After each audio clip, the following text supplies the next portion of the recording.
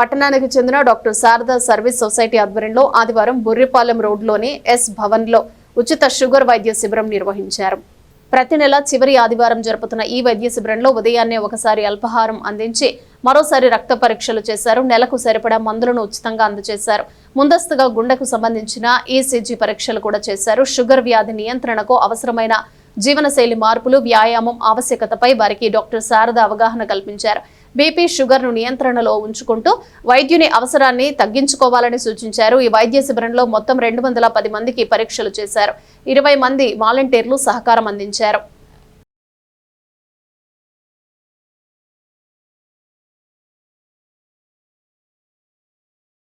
అందరికీ నమస్కారం అండి. ప్రతి నెల కూడా ఇక్కడ బురిపాలెం విలేజ్ నందు ఆఖరి ఆదివారం రెగ్యులర్గా క్యాంప్స్ చేస్తూ ఉన్నాము. డయాబెటీస్ అందరికీ తెలుసు.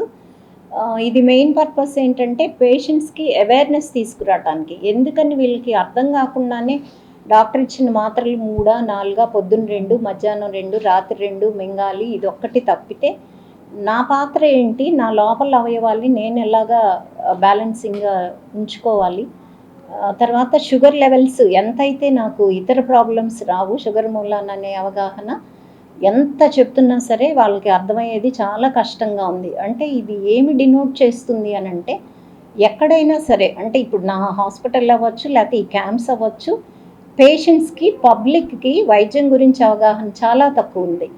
జబ్బు వస్తే ఎంత క్యాజువల్గా తీసుకుంటున్నారంటే, డబ్బులతో నేను ఏదైనా చేస్తా. మీరు కానీ నేను కానీ ప్రతి ఒక్క మనిషి కానీ బాగా గుర్తుపెట్టుకోవాల్సింది, మన ధనం ఎందుకు పనికిరాదు. మన ధనము ఒక్క నిమిషం కూడా మన ఆయుర్దాయాన్ని పెంచలేదు. ప్రాబ్లం అయ్యి ఐసీయూలోకి మీరు కానీ నేను కానీ బెడ్ ఎక్కిన తర్వాత ఒక్క భగవంతుడు మాత్రమే మనల్ని రక్షిస్తాడు.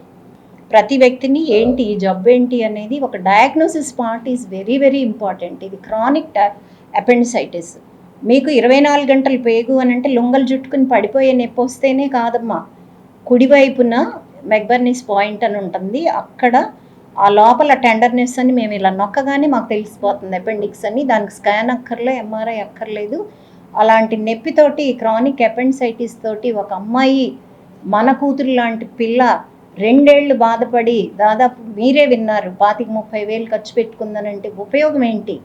ఎక్కడ ఎవరి తప్పు అంటే, మీకు విలేజ్ సైడ్ వచ్చే ఏఎన్ఎంస్, పారామెడిక్స్ వాళ్ళకి కూడా నేను చెప్పదలుచుకున్నాను ఇక్కడ మీడియా ముఖంగా, you have to be responsible అండి.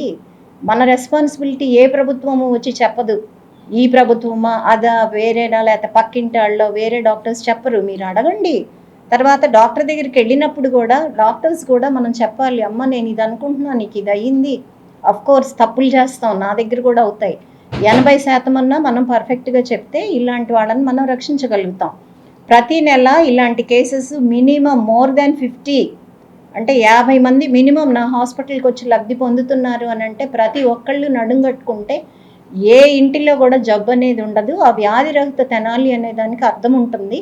అది నా ఒక్క కళ్ళ కూడా కాకూడదు, మీ అందరి కళ్ళ కూడా కావాలని